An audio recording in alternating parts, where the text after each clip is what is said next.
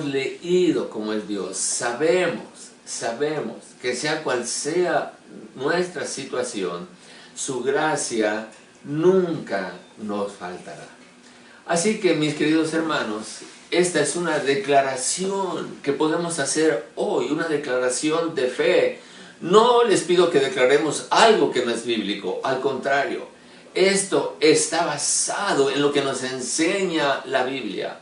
Su gracia nunca me faltará. Así que, mi querido hermano, si tu situación hoy es difícil en la salud, en lo emocional, en el trabajo, en cualquier área, tú puedes confiar en que su gracia nunca te faltará. Y ahora, mis queridos hermanos, vayamos a nuestro tema de hoy. ¿Qué responderás? ¿Qué responderás?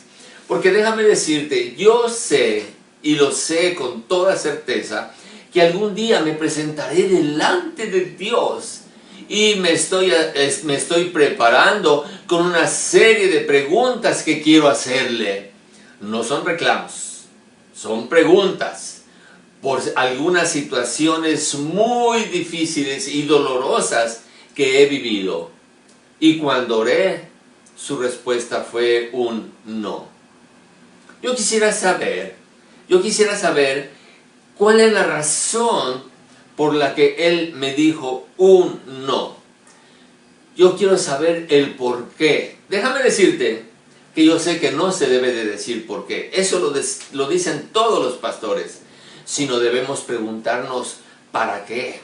Pero yo quiero aprovechar, estar frente a él, y me gustaría saber su razón soberana por la cual en mi vida experimenté algunas veces mucho dolor, frustración y miedo. ¿Estás preparando tus preguntas también?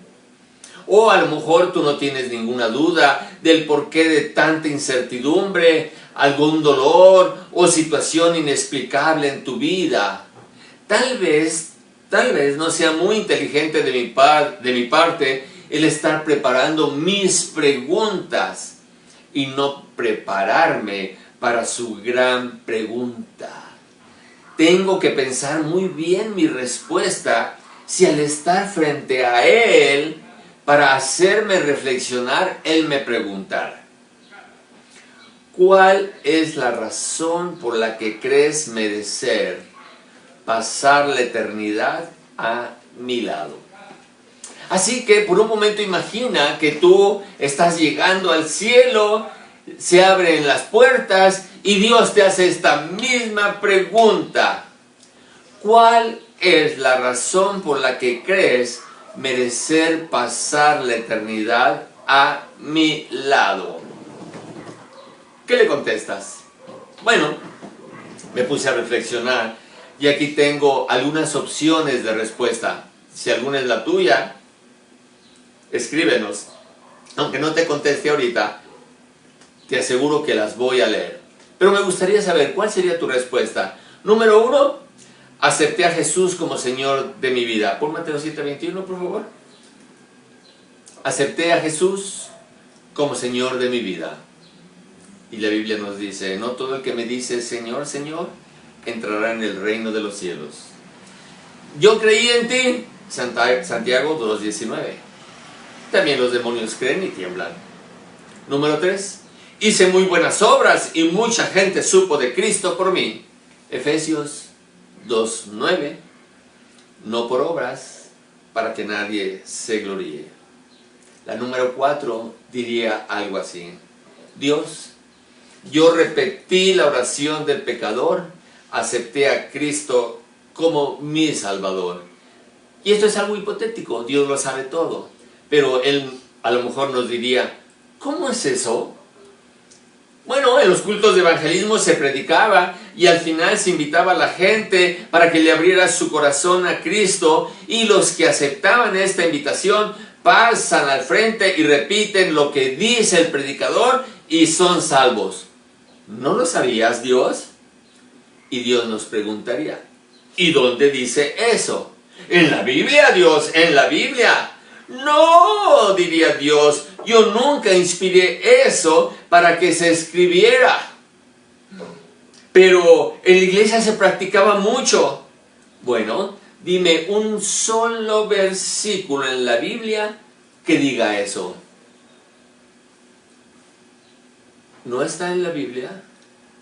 Bueno, Dios, yo creo que hay algo así. Mira, algo así aparece en Romanos 10:9. Que si confesares con tu boca que Jesús es el Señor, ya ves, confesares, y creyeres, ya ves, si tú confiesas y pasas al frente, en tu corazón que Dios lo levantó de los muertos, o le levantó de los muertos, serás salvo. Este pasaje sí lo inspiré, tal vez contestaría Dios, pero no dice nada de tus pecados. No habla acerca de ti y tu supuesto arrepentimiento, que ni siquiera pides con tus propias palabras ni de corazón. Estás repitiendo lo que otro te está diciendo. Pablo enseña que el pecador debe de ver a Jesús como Señor y confesarlo. Porque al confesar su señorío, aceptas vivir bajo su soberanía, haciendo su voluntad. Muchísima gente convertida en una cruzada jamás se acercó a una iglesia, participó en un culto o leyó la Biblia como su regla de fe y conducta. Déjame darte un ejemplo. En la cruz, el ladrón no confesó su pecado. Confesó a Jesús como Señor de su reino venidero. Pero Dios, tú dices en 1 de Juan 1:9 que si confesamos nuestros pecados, Él es fiel y justo para perdonar nuestros pecados y limpiarnos de toda maldad. Y por tu santidad, tú aborreces el pecado. Hipotéticamente, Dios contestaría, es verdad. Y mi perdón convierte el pecado rojo grana como blanca nieve, y los rojos carmesí en blanca lana. Pero no es suficiente. El corazón necesita justicia. Tú debes de creer con el corazón que Jesús fue levantado de los muertos, porque yo acepté su muerte en la cruz como sacrificio expiatorio y muerte sustitutiva. Y cuando tú amas esta verdad, Él se convierte en tu justicia. 1 de Corintios 1:29 y 30.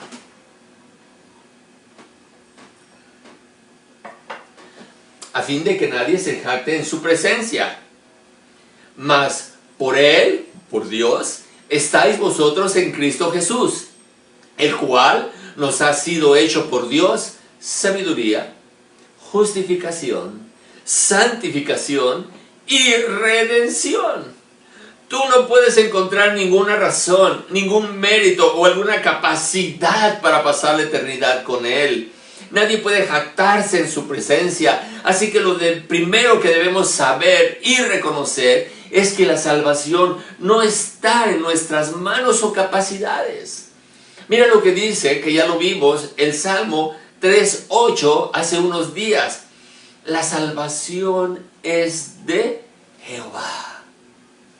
Otra vez, porque a lo mejor no nos quedó muy claro. La salvación es de Jehová. Sobre tu pueblo sea la bendición. Medita. ¿De quién es la salvación? De Jehová. Y si la salvación es de Jehová, ¿quién es el bendecido? Nosotros. Oh Dios, tuya es la salvación que bendice nuestra vida. Así que, mis queridos hermanos,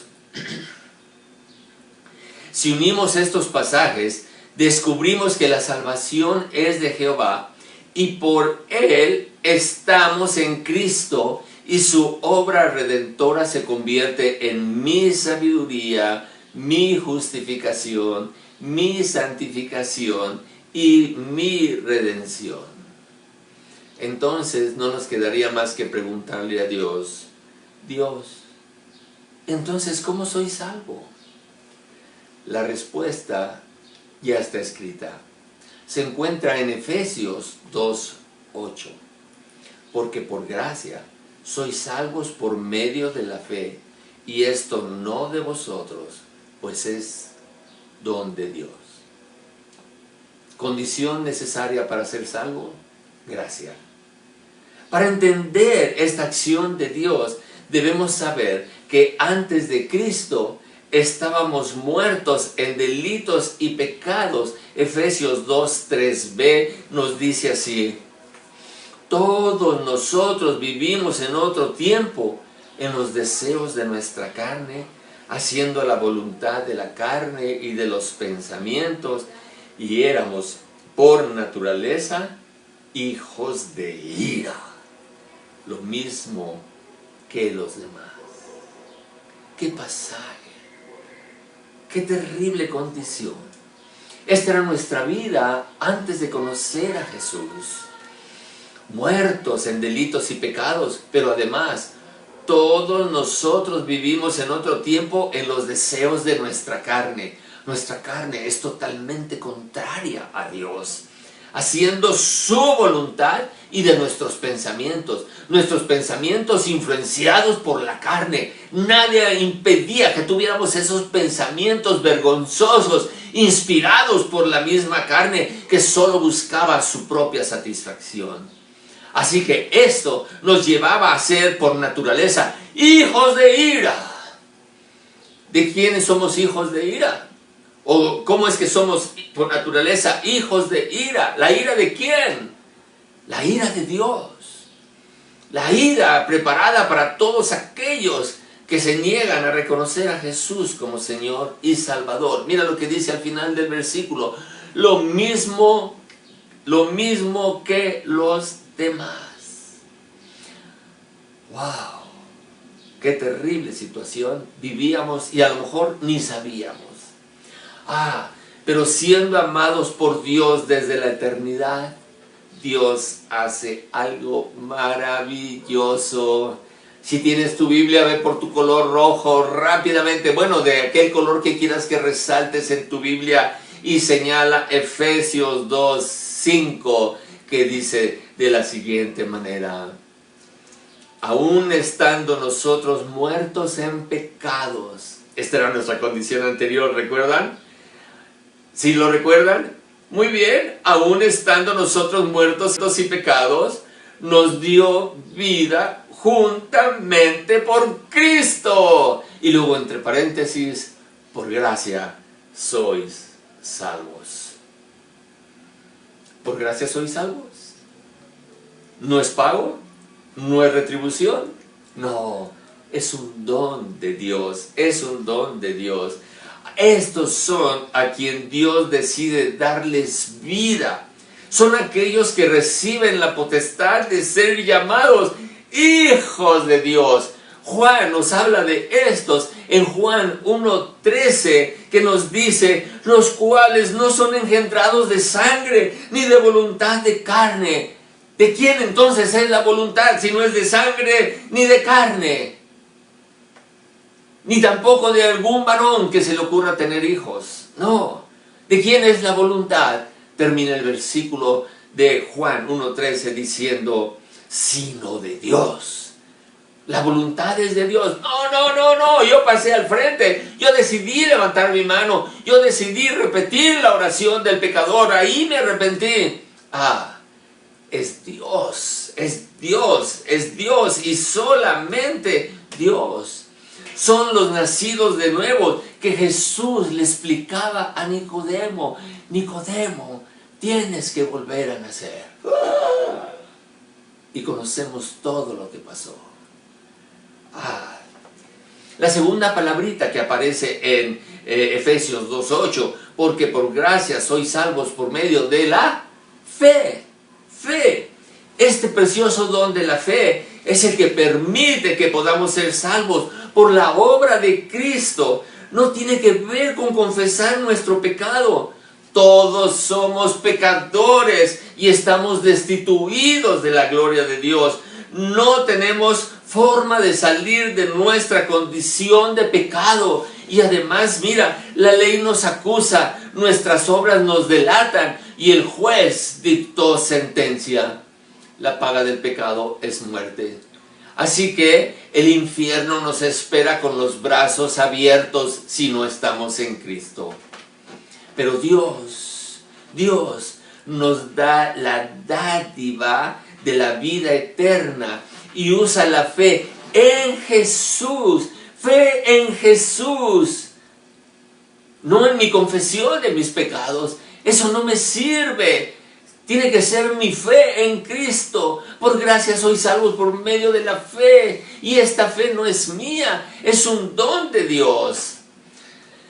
Así que mi fe me lleva a Cristo y Él es mi salvoconducto. Esto de pasar al frente y confesar nuestro pecado era prácticamente desconocido antes de Billy Sunday en 1930. ¿Oíste bien el año? 1930. Esto quiere decir que durante 1930 años la iglesia cristiana nunca practicó la oración del pecador. Sin embargo, el principal responsable de la proliferación de esta novedosa práctica fue el famosísimo doctor Billy Graham. La empezó a usar en 1935 y como empezaron a surgir cantidad de teleevangelistas, esto cundió como un fuego por lo novedoso y además nos permitía tener estadísticas de quiénes iban a pasar a engrosar las partes de a engrosar las filas de nuestra iglesia. Y entonces los predicadores decían: tuve 100,000 convertidos en una predicación. Llené un estadio y ahora 100,000 personas son para Cristo. Y resulta que, como ya lo dije, nunca fueron a la iglesia, nunca se comprometieron, nunca leyeron la Biblia, nunca tuvieron ajustes en su vida, pero les hicieron creer que por haber dicho: Dios, te confieso que soy un pecador y acepto a Jesús como mi Salvador, somos salvos. El mismo Billy Graham nos cuenta una anécdota de que una vez iba en un avión, en un vuelo hacia una campaña de evangelismo, y en la parte de atrás venía un borracho impertinente diciendo muchas obscenidades, y por más que las azafatas iban a callarlo, él no accedía. Y entonces hasta que una se le ocurrió y le dijo: oiga, por favor, guarde respeto, el gran evangelista Billy Graham viene adelante en el avión. ¡El evangelista Billy Graham! ¡Ah! Voy a saludarlo. Y entre tumbos y que querían impedirle que fuera a saludar al pastor Billy Graham, se presenta ante él y dice: pastor, quiero decirle que soy un convertido suyo. Para lo cual Billy Graham contestó: qué lástima, porque si fueras un convertido de Jesús, no tendrías esta actitud. Así que, mis amados hermanos, tenemos que reflexionar acerca de qué es lo que nos hace salvos, qué es aquello que transforma nuestras vidas, qué es aquello que nos compromete con la iglesia, nos compromete con la lectura de la palabra, nos compromete con el testimonio, nos compromete con la predicación, nos compromete con el sostenimiento de la iglesia, nos compromete con Dios, con Dios. La salvación es un proceso de vida que Dios te va transformando, va creándote a la imagen de su Hijo precioso. Y no tiene nada que ver que hayas hecho una oración hace muchos años. Claro que ahí puede empezar tu entrega al Señor y empiezas todo ese proceso. Claro que sí. Pero el mundo o la iglesia, estos televangelistas, nos han colocado un paradigma tan difícil de quitar. Nos cuesta tanto trabajo entender. Déjame repetirte, ningún cristiano hablaba de alguna oración del pecador en el siglo I. Nadie. No puedes encontrar un ejemplo de esta práctica en el Nuevo Testamento. Un ejemplo, déjame darte de esto que no es del Nuevo Testamento. Pedro no mandó a la multitud en el día de Pentecostés: levanten su mano y repitan estas palabras que les voy a decir.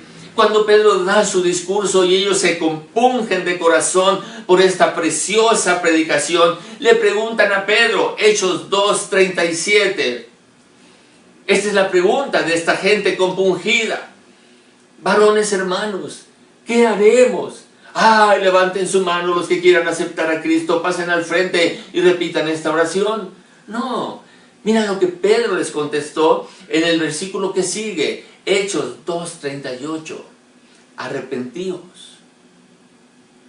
arrepentíos, y bautícese cada uno de vosotros en el nombre de Jesucristo para perdón de los pecados, y recibiréis el don del Espíritu Santo. Así que, vamos a ver, ¿qué quiere decir arrepentidos? Arrepentíos significa cambio de dirección, no solo de hacer ajustes en tu vida, no solo de ajustar aquello que sabes que es pecado y ahora dejar de hacerlo, o aquello que no has hecho y que sabes que le agrada a Dios, ahora empezarlo a hacer. No, el arrepentirte es un cambio de vida ahora caminando hacia Dios, hacia su luz, hacia su soberanía. Antes vivíamos sin Dios, ahora vivimos en Dios, para Dios y por Dios. Así que el arrepentimiento no solamente es arrepentirte de tu... es decidir girar tu vida en dirección a Dios. Segunda cosa, bautizo. ¿Qué es el bautizo? Es una identificación personal con Cristo y con su iglesia.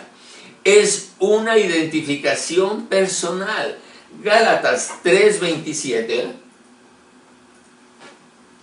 dice: porque todos los que habéis sido bautizados en Cristo, de Cristo estás revestido. Tú no puedes hacer nada sin Cristo. Si Jesús es la vid y tú eres el pámpano, fuera de Él, ¿qué podemos hacer? Nada. Nada. Entonces el bautizo es el símbolo externo de lo que Dios está haciendo en tu interior. Es una declaración de fe pública que tú le perteneces a Jesús, que le honras como testigo, que te unes a su iglesia, porque el bautizo es el sello de tu compromiso con Cristo. Equivaldría al anillo del matrimonio. Tú puedes estar casado sin anillo, pero no deberías casarte sin compromiso. Así que vamos a ver cuál es el último requisito para la salvación. Don del Espíritu Santo. Pedro dice que después de arrepentirse y bautizarse, se recibiría el don del Espíritu Santo. ¿Qué hace el Espíritu Santo? ¿O cuál es este don que nos da? Es muchísimo más allá de lo que hoy se predica. Por el Espíritu Santo somos sellados. El amor de Dios es derramado en nuestros corazones. El Espíritu Santo nos guía a la verdad. Nos permite comprender e interpretar la Biblia como la palabra de Dios. Revela a nuestras mentes todo el consejo de Dios. Nos conduce por el camino que debemos andar. El Espíritu nos convence de la deidad y encarnación de Cristo. ¿Sabías que nadie puede llamar a Jesús Señor si no es por el Espíritu Santo que le es dado? Así es que podemos llamarle a Jesús mi Señor, mi Señor. El Espíritu Santo nos otorga dones, produce fruto en nuestra vida. Él hace su residencia en nuestras vidas. Él mora con nosotros para siempre y nunca, nunca, nunca nos dejará o nos desamparará. El que seamos cristianos es un milagro, un bendito milagro hecho por Dios. Un milagro maravilloso que se convierte en vida nueva y que requiere cuidar tu corazón, cambiar tu mente y disponerte a hacer la voluntad del Padre.